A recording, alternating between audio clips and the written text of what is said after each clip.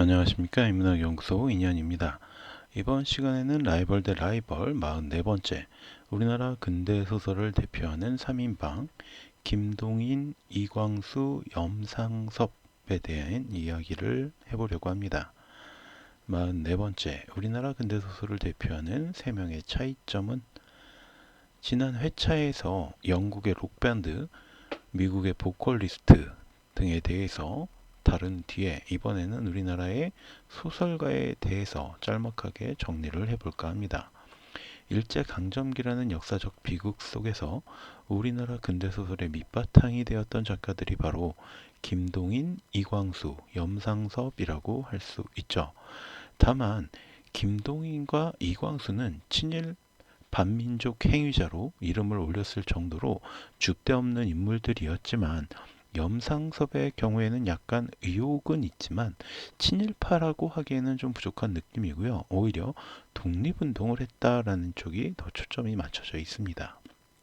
다만 이 글에서는 이들의 삶의 행적보다는 작품에서 드러나는 차이점에 대해서 좀 간략하게 정리를 해보려고 합니다. 첫 번째, 부잣집 도련님이 소설가가 되다. 김동인 1900년 10월 2일 평안남도 평양에서 태어난 김동인은 고향 마을에서 꽤 알아주는 이른바 유지 집안 출신이었습니다. 지역 유지이자 장로교의 장로였던 아버지의 영향을 받은 김동인 역시 1912년 기독교 계열의 숭실학교에 입학했지만 2년 뒤에 일본으로 유학을 떠나 도쿄학원 중학부를 거쳐 메이지학원 중학부에 들어가게 됩니다. 1917년 아버지가 사망하면서 막대한 유산을 상속받았지만 경제관념이 전혀 없었던 김동인은 사치와 도박 등에 빠지면서 돈을 탕진하기 시작합니다. 이후 메이지 학원마저 중퇴한 그는 도쿄의 미술학교 가와바타 화숙에 입학을 했고 서양화가인 후지시마 다케지의 문화생이 됩니다. 한동안 미술을 공부하던 그는 1919년 2월 주요환이 도쿄에서 발행한 문예 동인지 창조의 단편소설 약한 자의 슬픔을 발표하면서 등단을 하게 되었죠. 이후 28 독립선언 행사에 참가했다가 잡히기도 했지만 하루 만에 풀려났고 그해 3월 5일 귀국을 합니다. 앞서 이야기했듯이 사치와 도박에 빠져있던 덕분에 가세가 완전히 기울어지자 김동인은 사비를 털어서 대중소설을 발간합니다. 1923년에는 첫 창작집인 목숨, 시어딤 창작집을 발간했으며 1924년에도 동인지 영대를 창간하여 1925년 1월까지 발간했습니다. 그럼에도 그의 사치와 향락은 멈추지 않았고 결국 그의 아내 김혜인은 자식들을 데리고 일본으로 떠나버립니다. 이후 김동인은 작품 활동에 열중하는데 1930년 광염 소나타를 발표했고 그해 8월부터 1931년 11월까지 젊은 그들을 연재합니다. 그리고 1933년 4월부터 한 달가량을 조선일보에 몸담으며 약 1년 동안 젊은 그들의 업그레이드판이라고 할 수 있는 운현궁의 봄을 연재하죠. 이후 월간 잡지 야담을 인수해서 4년 동안 발행하기도 했고 1938년경에는 후백제의 견훤을 주인공으로 한 견훤을 발표합니다. 가장 특이한 이력은 1929년 우리나라 최초로 창작 FS 소설로 인정되는 K 박사의 연구를 발표했다라는 점입니다. 이후에도 1951년 사망할 당시까지 배따라기, 감자, 무지개, 광화사, 붉은 산, 발가락이 닮았다 등 다양한 장르의 소설을 내놓으며 우리나라 근대소설의 대표 주자로 자리매김했으며 그의 이름을 따서 동인문학상이 제정되기도 했습니다. 광복 이후에는 자신의 친일 행적에 대해서 변명하기 급급했지만 1949년에는 우리나라의 삼국시대를 배경으로 삼국지 못지않은 대적을 쓰겠다라면서 을지문덕을 집필하기 시작했지만 그해 7월 중풍으로 쓰러지면서 그의 꿈은 꺾이고 말았습니다. 이후 6.25 전쟁 중 가족들은 피난을 보내고 혼자 왕십리의 자택에서 사망 1월 5일로 추정이 됩니다. 사망한 것으로 알려져 있습니다. 그러니까 정확히 언제 죽었는지는 알 수가 없다는 거죠. 두 번째, 고아에서 친일파의 후원으로 소설가가 되다. 이광수. 1892년 3월 4일 평양북도 청주군의 소장농 이종원의 아들로 태어난 이광수는 얼마 지나지 않아 부모님이 병으로 사망하며 고아가 됩니다. 다행히 동학군에게 발견되어서 동학에서 서기 일을 하였지만 동학 역시 해체가 되자 1904년 한성으로 상경을 하죠. 그리고 이때 친일파인 송병준을 만나게 되는데 그는 이광수의 문학적 재질을 알아보았고 자신이 주축이 되어 있었던 친일단체 일진회에 그를 추천합니다. 이광수는 일진회의 후원으로 1905년 일본으로 유학을 떠나 다이세이 중학교를 거쳐 메이시 학원으로 편입하였고 그곳에서 수학하면서 시와 평론 등을 발표합니다. 1910년 경술국치 이후 잠시 귀국하여 교편을 잡았던 그는 다시 일본으로 돌아가 1915년 와세다 대학교 철학과에 입학하죠. 하지만 1919년 도쿄 학생들의 28 독립선언 당시 여기에 참여했다라는 이유로 학업을 그만두게 됩니다. 독특하게도 그는 1917년 신한청년당에 가입을 해서 활동자금 마련을 위한 소설 무정을 총독부의 기관지 매일신보에 연재합니다. 무정은 당시 엄청난 인기를 끌었는데 당시 경성에서 글을 읽을 줄 아는 사람이 약 5만에서 8만 명 정도였고 그 중에 1만 명이 무정을 사서 읽었다라고 합니다. 이로 인해 이광수는 당시 우리나라의 대표적인 문인으로 손꼽힐 수 있었고 여운형의 추천으로 1919년 대한민국 임시정부에 들어가 독립신문의 발행을 주관하기도 했습니다.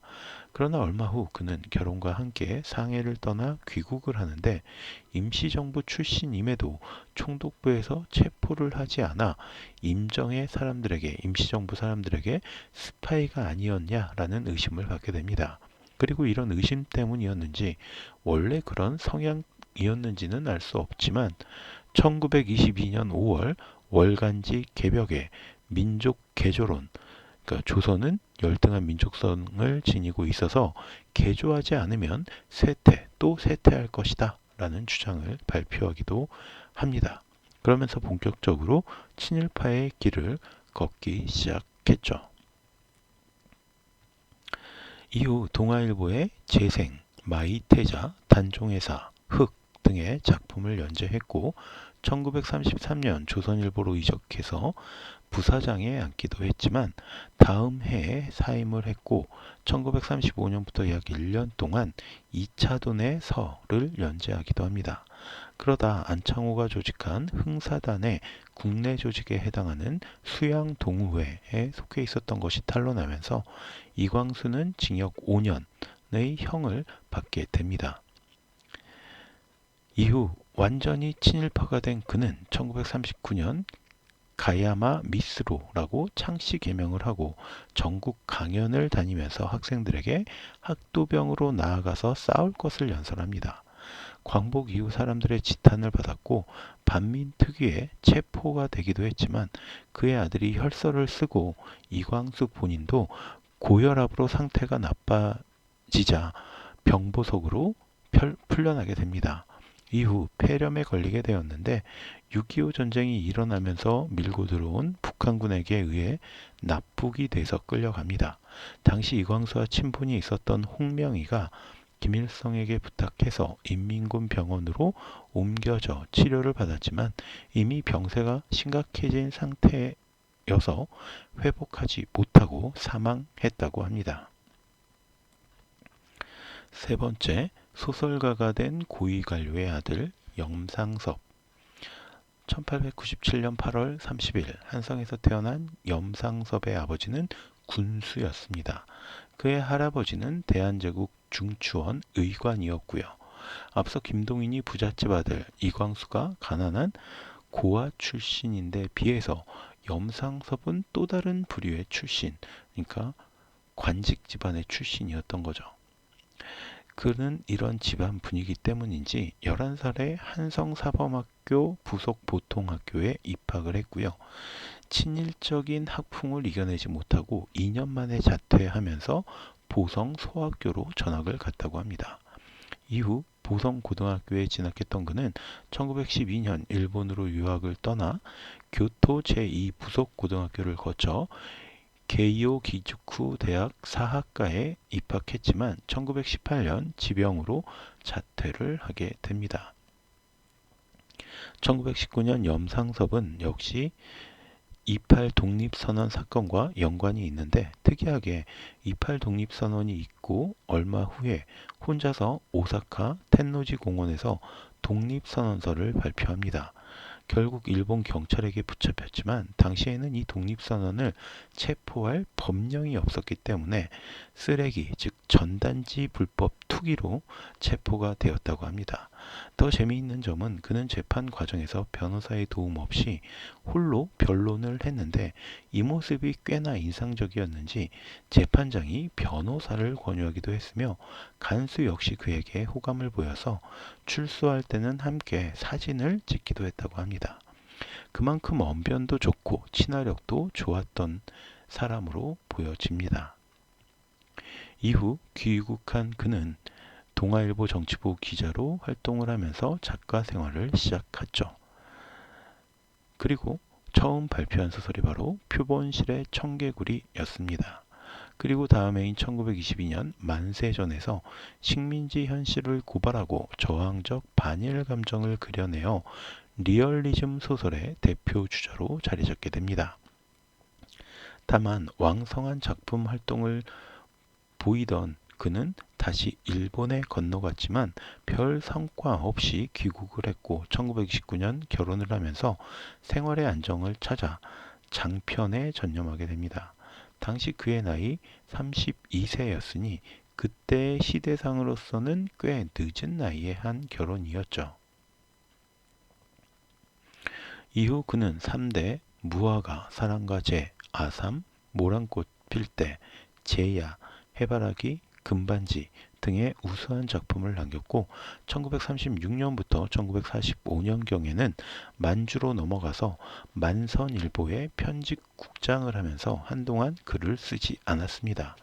그러다 강복 이후에 돌아와서 경향신문의 초대 편집국장을 역임했으며 6.25 전쟁 중에는 해군 소련으로 입대하여 정훈장교로 복무했습니다. 한때 서라벌 예술대학장으로 있다가 다시 글을 쓰기 시작해서 38선, 임종, 두파산 등의 단편과 효풍, 난류, 취우, 새울림, 미망인 등의 장편을 발표했지만 1963년 3월 직장암으로 사망하고 말았습니다. 네 번째, 비슷한 시기를 공존한 서로 다른 유형의 소설가. 비슷한 동시대를 대표했던 이 세 명의 소설가는 삶의 궤적만큼이나 작품의 성향 역시 차이를 보입니다. 강헌국 고려대 국문학과 교수는 김동인은 예술적 이상주의, 이광수는 계몽적 이상주의, 염상섭은 사실주의를 지향했다라고 정의합니다. 강 교수의 주장에 따르면 김동인은 작가가 소설 세계를 완벽하게 통제해야 한다라고 여겨서 자신이 인지한 범위 내에서 인물이 움직이고 기능하기를 바랐고 그래서 김동인의 소설은 작가의 지각이 미치는 범위 안에서만 전개된 지각의 서사화에 따라 구성이 되었다라는 것입니다.